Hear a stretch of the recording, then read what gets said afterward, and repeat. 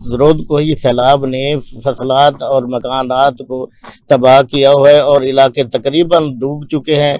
और इसके अलावा यहाँ पे जो ये सिलसिला है काफ़ी यानी कि सालों से ये आ रहा है सैलाब का, रोज कोई फ्लड की वजह से जो लोग हैं मुतासिर होते हैं, इसका कोई आज तक हल नहीं निकाला जा सक रहा।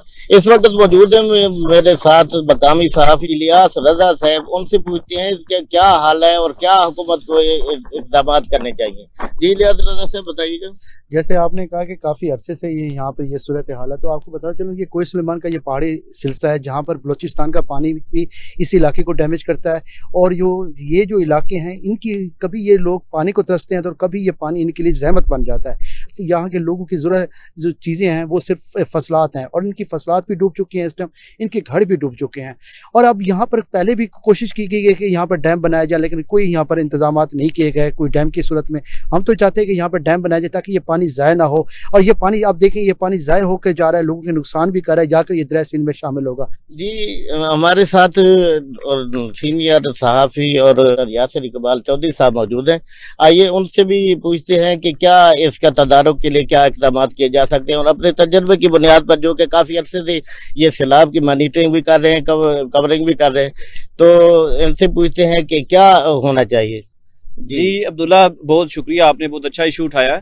जिस तरह ये सैलाब हम तकरीबन कोई 10-12 सालों से इसको कवर कर रहे हैं, इसका जो मेन मकसद है ना, जो करोड़ों रुपया महकमा हिल टोरेंट के पास आता है, जो उन्होंने सैलाब के बंदों को मजबूत करना होता है, तो वो इसी इंतजार में होते हैं भी सैलाब आए तो फिर हमें एक्टिविटी शुरू करें। हालांकि इनको सैलाब आने से पहले हिफाजती इक़दाम करने चाहिए होते हैं, अभी पुश्तों को मजबूत करें ताकि ये जो सैलाबी पानी है अपने मुकर्रर रास्तों से होता हुआ दरिया सिंध में जाके गिरे।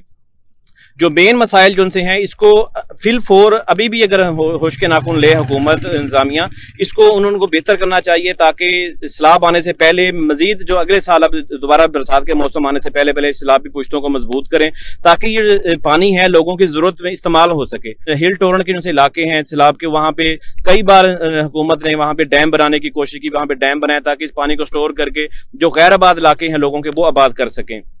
इंतजामिया डैम बनाए ट्राइबल एरिया में कोहे सुलेमान के पहाड़ों में ताकि इस पानी को स्टोर करके उसको काबिल इस्तेमाल लाया जा सके। जिस तरह ये पानी हम नुकसान कर रहा है, इस नुकसान से बचने के लिए यही एक हल है। जैसे यासिर इकबाल साहब ने बताया कि यहाँ पे जो असल चीज जो यानी कि काम करने वाली है वो ये है कि जो रोज कोई पहाड़ों से जो पानी आता है